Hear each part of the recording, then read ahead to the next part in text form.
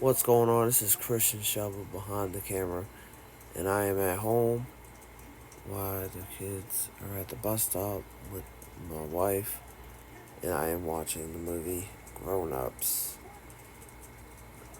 I always love this movie. This is a great movie to watch.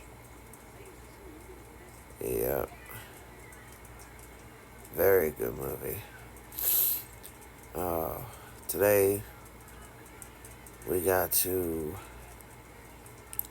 clean out our car later because our car decided to mess up and the water pump went out, and it's gonna cost us $1,170 and change to fix it.